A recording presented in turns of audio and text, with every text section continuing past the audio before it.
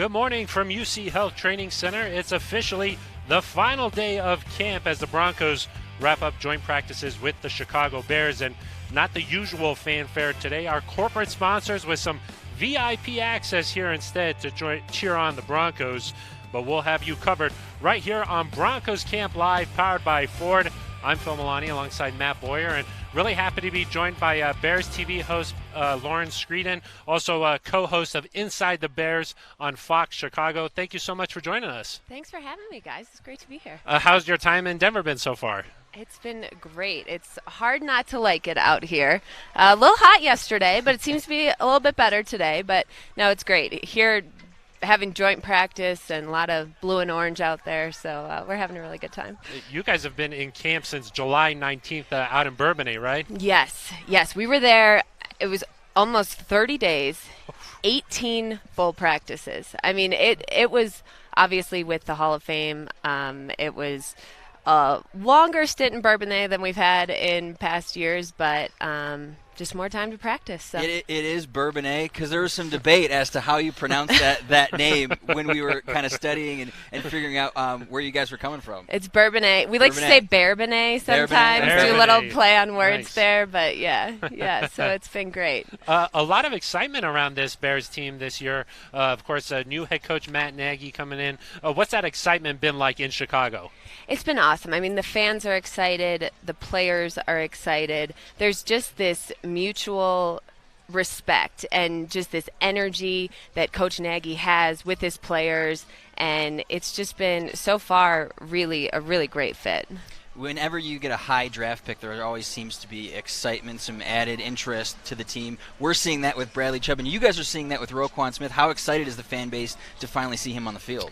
Well, they're excited, of course, because he was a high draft pick, but also we love our defense in Chicago. So we take a lot of pride in that, and so fans are really excited to see Roquan there and just, to continue really the legacy that we've built in Chicago. Obviously, we just inducted Brian Urlacher into the Hall of Fame, so it's, again, there's just like this really exciting energy around the team and the defense and Roquan, and it was great to see him out here yesterday. Of course, he'll be playing alongside former Bronco Danny Trevathan, so kind of a cool pairing there to see Roquan Smith with Danny Trevathan. The other big name, of course, Mitchell Trubisky, heading into his second season. With him and Nagy together, the offense should be a lot more exciting this year, huh? Yeah, I think it's going to be dynamic. It's Coach Nagy's creative. Mitch has just been a sponge for everything that they've been throwing at him, which has been really awesome to see. And he's excited about the receivers he's got, too. I mean, we've gotten guys in free agency. We got Allen Robinson, Taylor Gabriel. Anthony Miller's a young guy, of course, drafted him, and we've been excited about him. Kevin White's been looking good. So I think it helps when you've got a lot of receivers, got a lot of different options to go to, and of course the guys from last year he's already built some chemistry with. You got Tariq Cohen and Jordan Howard and those guys. When you get a joint practice like this, I know for the young guys, especially like Mitchell, that can help. Seeing a Von Miller, seeing a Bradley Chubb across the line of scrimmage, practicing against them. We were talking before, and this is not the first time that the Bears have done a joint practice. What do you think those young players get out of a joint practice, seeing a guy like Vaughn or seeing a different colored jersey on the other side? I think it's just good to be going against somebody that's not your teammate, somebody you're not seeing in the hallway later, somebody you're not, kind of the ins and outs of them. And I think that it's just making everybody so much better. You get to hit a guy that's not on your own team, really. Exactly. I mean, not too hard, but no, it's just been really good to go against some guys that you don't see all the time. You don't know exactly what they're doing. I think this is Coach Nagy's first joint practice, but yeah, we've done it with the Patriots and the Colts the last couple years, and it's just been a really good experience. I know Coach Nagy spoke yesterday after practice and said it was just great to be out here with the guys and seeing some fresh faces. We heard Von Miller say, hey, Mitch is a great quarterback, so that was a nice compliment from Von to the Bears' second-year quarterback. Before we let you go, what's a couple of things you're going to try and do outside of football here in Colorado? I don't know. I guess I need to ask you guys here. Red Rocks, I know you were saying. Red Rocks, that's checking out. close by. Yeah, maybe. I don't know. You guys got all sorts of great outdoor stuff here. Downtown Union Station is beautiful. I know it doesn't necessarily compare to some of the architecture that you get in Chicago, but we're particularly proud of it. The downtown area has been revitalized in the last couple of years, so make sure you check that out. Yeah, definitely. We'll have to do that the next couple of days. And then Yeah. big game Saturday night. Can't wait for that. Well, we're looking forward to the game Saturday night. Lauren, thank you so much for hopping on. Thanks, guys. I appreciate it. Yesterday was the day of Vaughn around here, and Matt, you had a chance to ride in with him, right? I got to hop into that tricked-out Ford Raptor, ride in with Von Miller, and he said he's looking forward to this joint practice just as much as the Bears.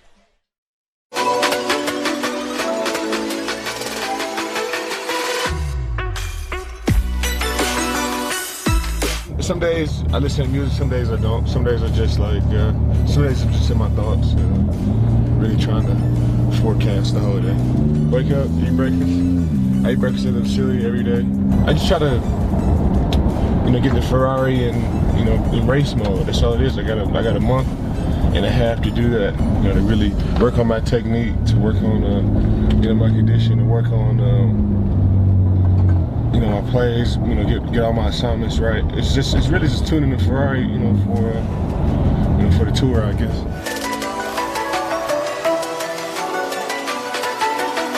Broncos country, thank you for riding in to work with me. Hopefully I see you guys at the stadium this year. Gig 'em.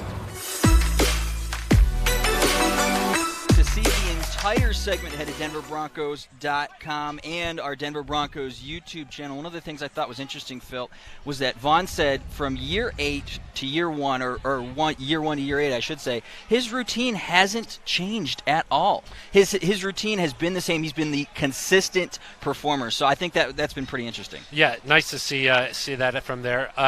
Case Keenum playing a little bit more, hopefully, on Saturday. Mm-hmm. What do you hope to see from Case? He only played 2 series on last week against the Vikings. Yeah, I'd really just like to see him get settled in, complete some passes. He got a chance to show his leadership in the huddle, but him being in there longer, establishing a nice drive, completing some more passes down the field, just like he's been doing in practice. We like to see that in the game, and I'm 100% confident that it's going to happen. It's just a matter of him playing a little bit more. What do you want to see from Case? I think I want to see, like Steve mentioned, just continuing to improve. Yesterday, Case said that it was good to see another jersey, and I think that he did a lot of things well. I think that finding Cortland Sutton over the top, we've seen that happen against Bronco players, but now we get to see it against the Bears, and I thought that was interesting. I just want to see continued growth, continued improvement, and I think with a bigger sample size, we're going to finally see what Case brings to the field on Saturday. He was on the podium yesterday, said, I just want to get better, show some improvement, and that would be a successful outing on Saturday. A couple injury scares yesterday. We saw Cortland Sutton go out for a little bit with a knee. Turns out he should be okay, right? Yeah, should be okay. A lot of times you get a knee banged up, you probably hop back on the field, and the next day it may swell up a little bit, but 4 or 5 days later it's all well. So it was definitely a scare to see him on the ground and with the knee, and these days with so many issues going on with players and their knees, fortunately this is not a big deal at all. The other concern that we had the other day, Chris Harris Jr., a little bit of a strained oblique. Looks like he's not practicing either again today. He's not going to hit the field, and I think that's a good choice by head coach Vance Joseph. You know what you're going to get with Chris. I mean, this is an all-pro style performer. You don't need to see him out there. Yeah, it'd be great to see him against a different colored jersey and, to get him some active reps against the Bears. But really, Steve, you know what you're getting with Chris. You don't need to see him out there. I'm not worried about Chris. I'm not really worried about Bradley Roby. It's all the guys who we haven't seen play before that I'm kind of concerned about, and I'm kind of happy that the young guys are going to get more reps, and we'll get a chance to see more and more of them. We're going to get a chance to see more of Tremaine Brock, a guy who I really want to see him step his game up. I know he, when he was with San Francisco, got a chance to play quite a bit, not so much with Minnesota, but here with the Broncos, he has an opportunity to play quite a bit, and I'd like to see him show the fans and his teammates what he can do. Vance was not happy with that second-team defense yesterday. He said that there was a little bit of miscommunication. The Bears' second-team offense really took advantage of that. Does that just show, hey, if Chris goes down, there's a little bit of a lack of depth there at the cornerback position. Well, I wouldn't say that yesterday's practice was indicative of that so much. It looked more to me like it was kind of middle of the field stuff. Some of the safeties had some problems with some communication there. And, of course, with Jamal Carter going down, he's not in there. And, guys trying to get on the same page. They're trying to mix in a lot more zone with the man-to-man coverages. And, it's going to be a little bit of that in the beginning. So I'm not too concerned about it. But, definitely having our guys healthy is going to be a big plus. Carter was down. DeMonte Thomas was down yesterday, too. So, like you mentioned, Steve, the secondary so depleted yesterday. It's going to be important for guys like Isaac Yadam, like Brendan Langley to really step up, not necessarily at the safety position, but definitely at that cornerback position to kind of showcase what they're made of, because this is really their moment to kind of get out in front of coaches and put something on tape. Yeah, exactly. And Von Miller, we talked about him. We went in the car ride with him. He seems like he's eager to play. Just found out at the last second he wouldn't play against the Vikings. You think he'll play this week?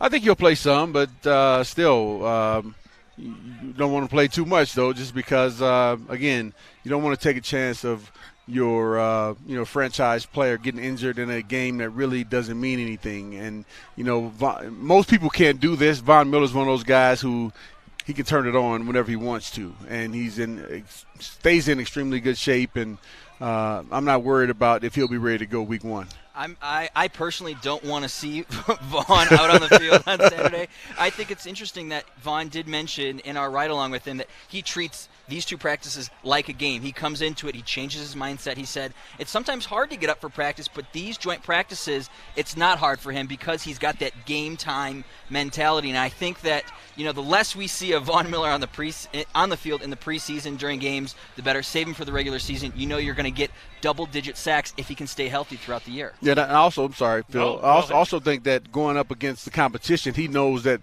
some guys on the Chicago Bears team may try to show off or show, look, I can block Von Miller, right. So he has to make sure he has his guards up at all time and ready to go full speed. Yeah, be smart. Save it for when the games actually matter. Steve, this is our last show. You have fun doing the show? Man, I had a great time with you guys. You guys are awesome. Yes. And it's been a successful training camp here for the Broncos so far. Steve, thanks coming on every single day. Guys, thanks for having me on. It's been an honor. And like we mentioned, yesterday was the day of Von. We got a little bit more of an insight into Von's mentality out here on these joint practices when he was mic'd up. Hey, let's go all day, baby. It's a game day, baby. Against another color, man. One play at a time. Let's grind. Let's be stout. Let's go out there and play, man. Grind it through, 1, 2, 3. Right. There you go. Hey, this is going to be the key now. Yeah. That outside hand going to be the key. Let's go. Prince, what's up, bro? Oh, you good? Okay. Daddy! Get up. He said royalty first. You good? Feel me? Nah, I ain't see that. What's up, brother? You good? What's up, man? You good? You good? What are we doing? Redirecting inside. Okay. Go! We went hard over there. Yeah. That's how it should be in the game, too. We go hard in the warm-ups, and then when we get out here, this should be easy. I'm you. You are offensive lineman. And you get me right here, bro, it's over. Yeah. You want to be right here. I got you. Feel me? You want to hit and then extend. Always entertaining Von Miller, doing a little bit of coaching up with some of the younger guys out at practice. You can check out that entire segment, much more on Von Miller mic'd up on DenverBroncos.com, as well as the Denver Broncos official YouTube page. And now we welcome in Andrew Mason, Orange and Blue 760's own, the insider that we always count on with the Hawaiian T-shirt. Camp finale, got to break it out, Mace. I know. It's exactly. Well, we still have some practices left. Right. Exactly. That are kind of camp-ish, but it's kind of sad. Last day of training camp. Exactly. The end of the beginning. Camp, so many storylines coming into this. One that we've talked a lot about is the running back position. Did anything change after that Vikings game? I don't think so. And I think Devontae Booker, number 1, Royce Freeman, number 2. Right now, that's pretty much status quo. There's still an opening, though, I think, for Royce Freeman to earn the number 1 back. I'm interested to see how the next couple of games go to see if this illuminates how they're going to use them. If it ends up being where Royce Freeman is the first and second down back, but then Devontae Booker is the third down back. I'm curious to see where Philip Lindsay lands in the rotation. D'Angelo Henderson, Dave Williams, what becomes of those guys? Are they on the 53? Are you trying to get one of them to the practice squad perhaps? I don't think there's a lot of clarity just yet. Certainly promise, though. If you look at Royce Freeman's run for a touchdown the second quarter, that was a pretty promising play. And then Philip Lindsay going to the house on that little route on the inside from Chad Kelly. Nice ball, well placed, but Philip Lindsay making that happen on his own. I think there's a lot of promise there. The next couple of games will tell us a lot more. Yeah, a lot of buzz around Royce Freeman, especially in fantasy circles. Yes. Hey, that could be your steal pick there, Royce Freeman at the running back position. He's big and he's shifty too, man. Yeah, well, Mace just mentioned it on that touchdown run. He hits the second level and then busts it outside, uses that speed that I think a lot of people around the league didn't necessarily know he had. I think that that was very indicative of what he's able to do. And one of the things I liked yesterday, Mace, was the fact that he showcased not only good awareness in the hole and in the seams, but out of the backfield, he was very, very good at catching passes. And that's the kind of thing that you saw at Oregon. Like you mentioned the touchdown run. That was a classic run out of the Oregon playbook, the way he executed. It looked like he'd been doing his entire life, and certainly he's been doing it for the last few years. His work as a pass catcher, that was something that kind of went under the radar, but it's there. He has the skill set, he has the hands to be able to bring in the ball, and then the shiftiness to make one guy miss, and sometimes making that first guy miss is all the difference between a moderate gain and a big play. There was also one of the runs on Saturday night where he hit the pile and two guys just blew back and he gained an extra 2 yards. That's the stuff you like to see, the ability to go outside but really bang between the tackles as well. Broncos, of course, wrapping up joint practices here with the Bears. Mace, what have you seen from Vance Joseph? Just the mentality of the Broncos' approach to these joint practices that was a little bit different maybe last year. I think it's a more sensible approach that they're taking. I think you're not focused on trying to beat the opponent in practice. You're focused on getting better. And that can mean, as they say, to break an omelet, you're going to have to make an omelet, you have to break some eggs. And yesterday there were some broken eggs, you could say, certainly on the back end, second and third team. Bears tight ends, actually first, second, and third team, caused a lot of problems. Some of that was the looks that the Broncos were giving, and they're trying to work on some things. So I'd want to see what they do today. Do they have the same issues today? Are they able to correct them? And that's the sort of thing that you're hoping to see, growth from day to day, not about kind of winning the practice, but are you getting better? Are you fixing areas that are problem spots? I think we'll find out today. If they do better against the tight ends, that'll be the kind of answer you want to see. Some of the times we see highlights on social media or, from these practices, and a guy makes a spectacular play. But Mace, as you mentioned, like some of that is symptomatic of the fact that both of these teams are trying to work on independent agendas. And I think that when you see stuff like that, as you mentioned, I think that you need to take it with a grain of salt and say, okay, what is the main goal? And the main goal is to get better. Each of these teams has their own agenda to get better. And I think that both sides really enjoyed having joint practices. So here's a couple of sound bites from the guys talking about, hey, it was nice seeing some of different faces on the other side of the line. Just getting to go against a different guy, just a different colored jersey and somebody's different techniques and stuff that you get to see the different offense. Going against the same guy every day, you learn what they do and what they don't do. So you get kind of into like a groove. So it's nice to get out of that groove and have somebody different to go against. Especially for me, getting to go against a Pro Bowler like Kyle Long every day. And we get to make each other better out there and compete. And we get along really well too. So we're trying to get each other better. And I think that's just great for everybody really, because I get better, he gets better, team gets better. It's hard to replicate game like energy or intensity, but these good defense, good team coming in here. We got some great pass rushers, and I thought the competition was really good today.